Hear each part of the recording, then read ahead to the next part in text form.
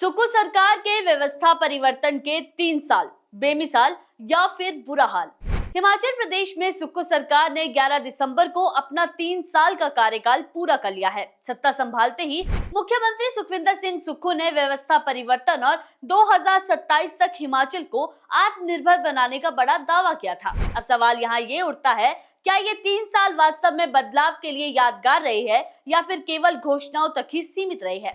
वहीं विपक्ष का कहना है कि सरकार हर मोर्चे पर नाकाम रही है।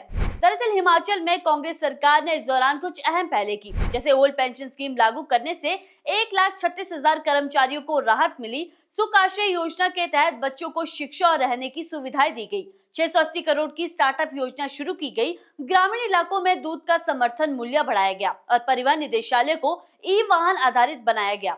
स्वास्थ्य क्षेत्र में रोबोटिक सर्जरी और अत्याधुनिक MRI मशीनें लगाई गई। शिक्षा में 100 स्कूलों को CBSE के तहत लाया गया और शिक्षा निदेशालय का एकीकरण किया गया। राजस्व बढ़ाने के लिए आबकारी नीति और बिजली परियोजनाओं पर 2% लैंड रेवेन्यू लागू किया गया। लेकिन चुनौती अभी भी बरकरार है। 3 साल के कार्यकाल के पूरा होने के बाद हिमाचल पर कर्ज का बोझ 1 लाख करोड़ रुपए पहुंच चुका है। खजाने की खराब सेहत के कारण राज्य सरकार कर्ज और केंद्रीय सहायता के सहारे चल रही है। नए वेतन आयोग के एरियर वाली मांगे कर्मचारी भूल चुके हैं। पेंशनर समय पर पेंशन न मिलने से नाराज है। परिवहन निगम में चालक परिचालक भुगतान में देरी से असंतोष है। बिजली बोर्ड में आश्वासन के बावजूद OPS का लाभ नहीं मिला और DA की किश्तें अभी भी बकाया है। कभी कभार वेतन और पेंशन में संकट आने से महीने की पहली तारीख पर भुगतान की परंपरा टूट सी गई है। वहीं कई जन कल्याणकारी योजनाएं अटक गई है। गंभीर बीमारियों से जूझ रहे लोग सहारा योजना की राशि का इंतजार कर रहे हैं। हिमकेयर योजना में पैसा नहीं पहुंचा। वहीं सरकार ने माननीयों के वेतन बढ़ाने में भी कोई संकोच नहीं किया। ठेकेदारों पर समय पर भुगतान न होने से सरकार की छवि भी प्रभावित हुई है।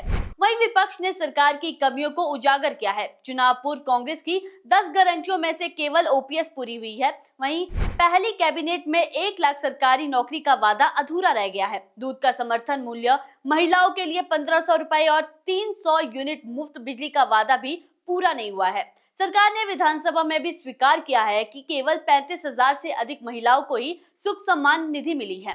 वहीं वर्ष 2023 की भयावह आपदा का साया 2025 में भी पड़ा। हिमाचल में सैकड़ों अनमोल जीवन काल का ग्रास बने, हजारों करोड़ रुपए की संपत्ति तबाह हुई। वहीं PM नरेंद्र मोदी ने राज्य के लिए 1500 करोड़ रुपए की सहायता राशि का ऐलान किया। वहीं CM सुक्खू का कहना है कि जब समय पर आपदा राहत राशि ना मिले तो लाभ क्या है। उधर विपक्ष कहता है कि राज्य को केंद्र सरकार ने विभिन्न मदों के हजारों करोड़ रुपए की सहायता दी है। वहीं कांग्रेस का 3 साल का कार्यकाल अब पूरा हो चुका है, लेकिन हिमाचल की जनता के सामने सवाल यही है, क्या सरकार ने वास्तव में बदलाव लाया है या सिर्फ घोषणाओं तक ही सीमित रहा है। बाकी हिमाचल की खबरों के लिए जुड़े रहिए इनॉक्स न्यूज के साथ। चैनल को सब्सक्राइब करना ना भूले। मैं हूँ आपके साथ अनुभूति। नमस्कार।